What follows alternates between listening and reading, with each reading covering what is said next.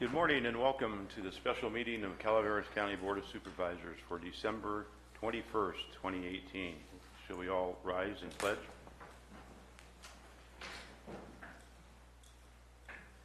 I pledge allegiance to the flag of the United States of America and to the republic for which it stands, one nation, under God, indivisible, with liberty and justice for all. Well, you didn't give us much answer.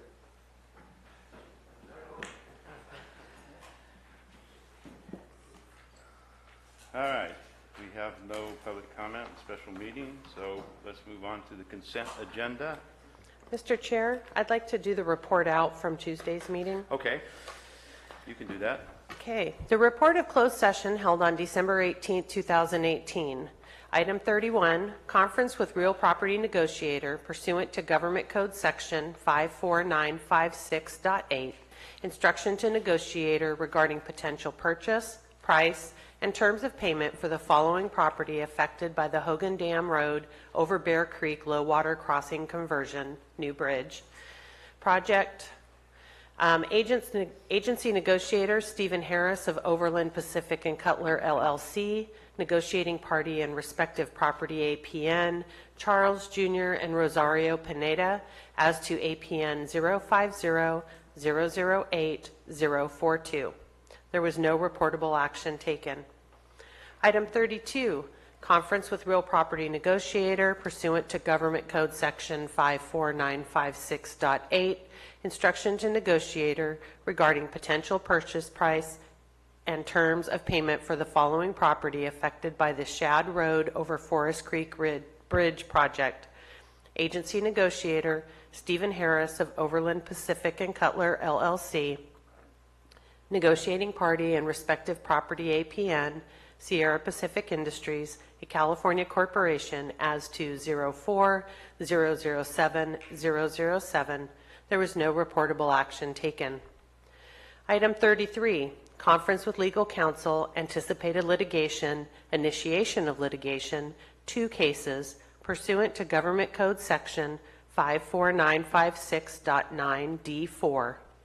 1 case was pulled from the agenda and will be re-agendized for a meeting in January. There was no reportable action taken on the other case. Item 34, conference with legal counsel, anticipated litigation, significant exposure to litigation, 2 cases, pursuant to Government Code Section 54956.9D2. Case 1. On a motion by Supervisor Mills and a second by Supervisor Garamendi, the board voted unanimously to approve a settlement agreement with Flintco Pacific Incorporated for $75,000, a release of claims, and a 3-year warranty relating to invoices for the construction of the jail. Case 2. This case was heard after item 35. Supervisor Clapp left the meeting at 5:32 p.m. and did not participate in the discussion, any direction, or decision. There was no reportable action taken.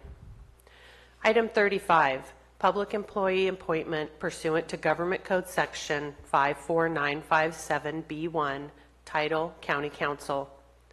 On a motion by Supervisor Oliveira and a second by Supervisor Garamendi, the board voted unanimously to appoint Megan K. Stedfield for another 4-year term as County Council and directed staff to bring a resolution memorializing the decision. Item 36, public employee appointment pursuant to Government Code Section 54957B1, Title, Interim County Administrative Officer. This closed session was held after the lunch break on Tuesday. There was no reportable action. However, circumstances allowed for a special meeting to be held on December 21st, 2018 at 9 a.m. to discuss this item in open session. The board reconvened to open session at 6:10 p.m., reported out, and adjourned at 6:15. Thank you. Now, on to consent. Consent agenda items are expected to be routine and non-controversial. They will be acted upon by the board at one time without discussion. Any board member, staff member, or interested party may request removal of an item from the consent agenda for later discussion. there any board member wish to pull a consent agenda item? Item number 2, Chair. Number 2.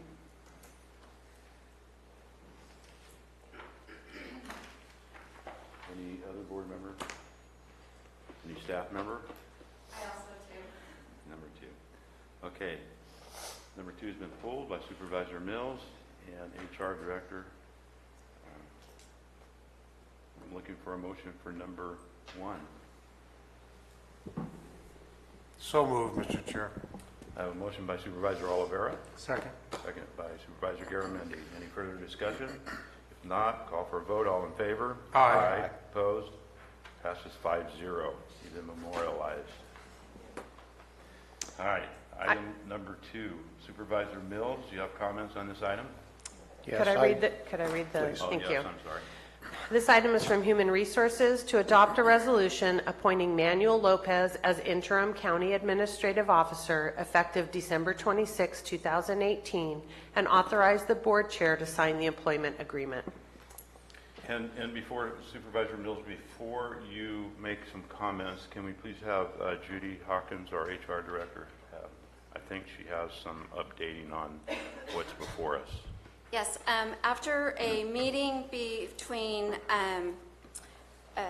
Manuel Lopez and our chair, Gary Tofanelli, and vice chair, Jack Garamendi, it was discussed to bring back a contract setting a hourly rate for the services of Mr. Lopez for the position of interim CAO. And so all of that information was drafted, but then due to some concerns that were brought up, the original contract was attached to the agenda item. During this time, we, County Council and myself, have reviewed the information and concerns that was brought up, and we feel that going forward with an hourly rate would be the best route to go. So it would be a strict hourly rate. He would get paid only for the time he is working clocked in and clocked out. He will not be given any holiday pay. If we close the offices, he doesn't report to work, he doesn't get paid for those holidays. Just strictly for the time that he's here working, he will be given that way. Is that correct? That is correct, and it has been structured in the new agreement in that manner, and the agreement's being passed out to you now. But it states strictly that he will work 40 hours in a week, that he will turn in his hours that he works. If he's to take time off, he will inform the chair of the time that he's taking off, and that in the term of the contract, he's not to exceed the 999 hours as provided in our ordinance and also what's allowed by CalPERS. And the conversation that you, Megan, and I had yesterday, his time cards will be routed through your office so you can keep complete track of all the hours worked and inform us when we start getting close. Yes, and I will also keep track of, because we were trying to keep him within that 544 hours that we have based his rate on. And I'll keep a strict spreadsheet and then also coordinate that spreadsheet with the reports that come out of the auditor's office. And also, in the narrative that's here, nothing changes as far as what our savings are going forward due to this change in the contract. Right. It's still because everything that we were considering in the contract was rolled into an hourly rate. So we'll still be saving over the course of the 544 hours, $12,529 compared to what our current CAO makes. Correct. And then, hopefully we'll find a CAO even faster than the 4 months estimated. Board Chair, I just wanted to clarify, you had indicated that he would only be paid for the time that he was here. I just wanted to clarify that that his hours would include any time that he was working on the county's behalf, whether that be physically here or if he was Well, working yes. from Meetings, home, right. phone, Well, email, yes. things like that. I just wanted to clarify that. Yeah, Physically working on behalf of the county. on behalf of the county. If he's at some off-campus doing some work somewhere at a meeting or whatever, yes, but, yeah. Correct. So Supervisor Mills, that being said, do you have other questions, comments? I certainly do. Okay. Judy, I had asked you for the position control list in an email this morning And so our, for this position, which should delineate its salary and benefits. so the position control, so our position control list for, For a CAO. so the PCN, which gives the, I apologize, for some reason I was thinking the salary range when you sent it very last minute while I was pulling the, printing out the contracts. And so the PCN, which sets out the salary range, which is this salary range, the benefits that the CAO currently has was negotiated in his employment contract. And if I could add a little further to that, this hourly rate contract, this has no benefits attached to it. This is strictly an hourly rate. Any benefits or the value of those benefits has been monetized into this rate. So essentially, it would be approving a fixed rate, no benefits such as health or vacation or anything else. So it's been monetized into this rate as a single rate that is to the board in this contract. I feel that we're modifying a classification here. So we are not modifying a permanent classification. The CAO, this is not a permanent position. This is not considered, this is an interim position by contract. This is not a permanent position. We are not modifying the position of CAO. There is not a PCN for this position. Okay, that being said, we use the word interim, but we don't have that as a definition within our guidelines in section 2.64. Supervisor Mills, I would just want to clarify, under the definitions of section 2.64, there is a definition for classified employee, and that is an employee appointed other than by the Board of Supervisors. So clearly, this is a situation where this position and this employment agreement is being approved by and appointed by the Board of Supervisors, so this position would not be considered a classified employee under the definition of our county code. At some point, do we want to go back and review that piece as a policy discussion in the future to? Oh, yes, clean we this are up? reviewing our entire personnel ordinance. I do see this as a gray area, and that's the reason for the discussion. Manny's all-in costs, they don't exceed the costs of the CO position as shown right now. We're staying in that same range. And so we have so when you break out the cost for the CAO's hourly rate, and then we add in what he would be paid for holidays and to take a vacation, those are calculated into the hourly rate. And so when you break everything out on a spreadsheet, he will not be paid more than what the CAO would be making in that time frame. He's actually making less, He's making like less. $12,519 less, I guess, $129. thank you. I guess my point is that I would have preferred this to have been a resolution going forward. It would have been much cleaner to have it in that format. Right. And this was something that was negotiated with Manuel Lopez, and so it was not something that was a HR, brought forward. It was or pushed it, or it was a negotiation process. I understand, but I'm looking at it from a position, from any position that we might have, an employment position, and how things lay out. It would be much cleaner to have, since we call all other positions and any benefit changes or salary changes, those positions are done by resolution. I see something like this as needing to be in that same venue. Correct. And we are, and that's what, we will have a resolution that's establishing this as a interim position being paid at this rate. And that would come before the board in January? Well, that's what we're doing right now, is establishing him being paid at this rate in this employment contract. And then the resolution, much like Megan's, will come. Okay. Supervisor Mills, I also just wanted to clarify, there is a resolution before the board today. Yes. And in that resolution, it is also tying the employment agreement to it, which then also ties the Right. salary and of the agreement into that resolution. It is attached as part of the resolution. So I just wanted to make sure that. And we didn't see this until it was just handed to us.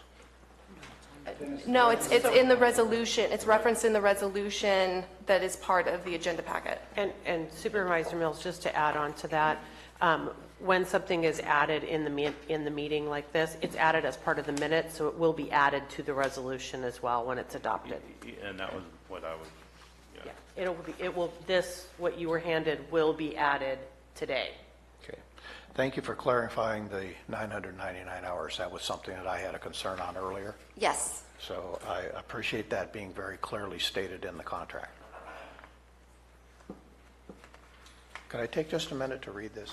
Yes. Since we sure. the rest of the Take a board. 5-minute break. Thank you.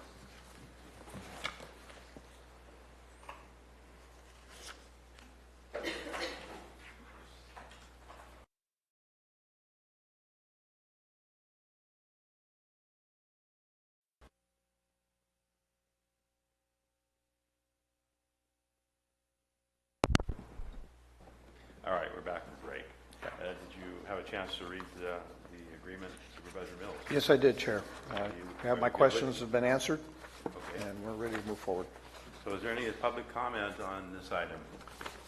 Seeing none, we'll close public comment, bring it back. I'm looking for a motion. I'll make the motion to approve. Actually, Supervisor Clapp, if it's all right, I think we need to make a motion that we approve this resolution and authorize the chair to sign the contract after Mr. Lopez signs. Would that be the appropriate order? I actually do have he scanned it to me this morning. If the, Clyde? And we were worried about that last night, so Good point. we were going to make a motion that he signed it first and then I signed it. So but if he signed it, then Supervisor Clapp. I'll keep my motion. I'll second it. So I have a motion by Supervisor Clapp, a second by Supervisor Garamendi. Any- Chair, just wanted to clarify, the motion is for the modified agreement. Yes. As of today, not Thank that you. the agreement that was attached together. Thank you. All right, that being said, all in favor? Aye. Opposed? Passes 5-0. And before we close this meeting, I think the CAO has an announcement to make. Yes, thank you, Mr. Chair.